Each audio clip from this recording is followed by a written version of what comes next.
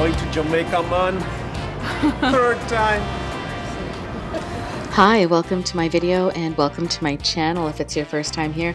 This week I'm sharing a what's in my carry-on video, which is probably a little bit tone deaf considering that we shouldn't be traveling internationally right now if we don't have to. Earlier this month, my family and I did go to Jamaica, and things were really different 2 weeks ago than they are now. If I had to travel now, I probably wouldn't do it. Nevertheless, I'm going to show you what I have in my carry-on. I'm going to focus mainly on the Germ Fighting Essentials, but I'll show you everything else that's in there as well. Here's my carry-on, and this is something I would use for a short haul flight. It's a very small and light backpack. It only has 3 sections or 3 pockets. And I like that this is a smaller backpack. I think that I lose a lot of items in large bags. I spend a lot of time rummaging around in a larger bag. You can still compartmentalize items and nothing really gets lost. The first thing that I am sure to carry with me is, of course, hand sanitizer. This one is from the Purell company, and I like that I've been able to attach it to the exterior of my bag. It makes it very accessible for me as well as anyone else who might be traveling with me. I got it at the dollar store. It was $1.25. Next are wet wipes, which are perfectly fine to take through security because although they are moist, they are not really a liquid. They're just moistened, and they come in a resealable pouch, which is great so that they stay moist. Sorry to people who don't like the word moist, by the way. Seats on the plane, as well as the handrest, the headrest, even the window, they're just notoriously disgusting. So I disinfect anything and everything that I might possibly touch. Next comes the ubiquitous face mask, which I know there's a bit of controversy right now about whether we should be wearing face masks or not, but if you follow me on Instagram, you know that I have aplastic anemia, so I am always immunocompromised. Therefore, I wear a mask. Anyone traveling with me wears a mask, and that's just advised for anybody who has an underlying condition, which I do. So for me, the mask is unfortunately a non-negotiable. Next are Castile soap towelettes, which are individually wrapped, moistened towelettes. I actually have never used one myself, but I always seem to have them in my bag, and I have offered them to people many, many times. Somebody always needs one. I've never used one, but someone always needs one, so I tend to have them.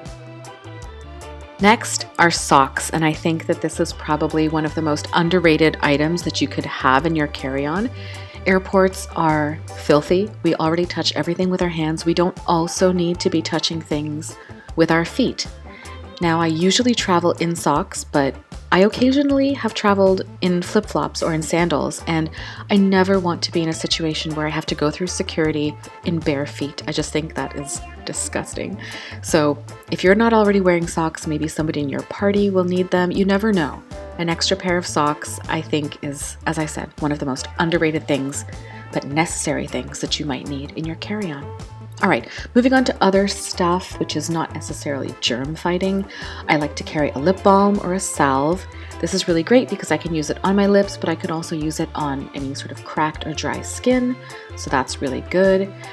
Next, I like to have a pair of earplugs. You never know if there's a baby on board or just a mouth breather or something nearby, a really loud breather, and you just need to drown them out. You want to take a nap or something. And I usually also carry a pen. Even though a lot of places are moving toward computerized immigration, you never know if you have to fill out an immigration form or any other type of document. It's good to have a pen. I got this from the YouTube space in Toronto. I know it's a promotional pen, but it has a really smooth ballpoint. I genuinely like that pen. Next are cough drops.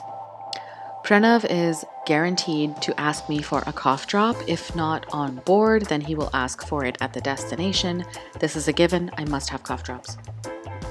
And also my glasses and contacts. I'm probably traveling while wearing my glasses, so they're not always in the case. They're usually on my face. But I have to show you the coolest thing that I discovered in 2019. These are called glasses grips or retainers, and they prevent your glasses from sliding down your nose. I'm not even kidding. That was the best thing that I discovered last year. Okay, I usually have a snack of some kind. It could be salty, it could be sweet. I actually traveled with a Twix, I think, in my bag to Jamaica. But yeah, I definitely need something to munch on. And of course, I need my phone and earphones. I think everyone probably travels with this. I like to really stock up on audiobooks before leaving. I download them from my local library's website, and I usually download a couple of shows either on Prime or Netflix. I don't travel with a lot of cash, but I sometimes have like a $20 or a $10 bill in my bag, and obviously McDonald's coffee coupon. Gotta get that caffeine. And of course the earphones. These are just the earphones that came with my phone. I really like them. They fit my ears well, which not a lot of earphones do. And that's it. That is everything that I have in my carry-on. Now, I should probably say that there are items I would put in here if I was traveling on a red-eye. And of course, I should have my passport, but I actually forgot to film that. It was in there when we traveled, of course. Alright, that's about everything that I would have, especially my germ fighting essentials. I know we shouldn't be traveling at this time, but I hope that everybody is safe and healthy, and I will see you very soon in the next one. Okay, bye-bye.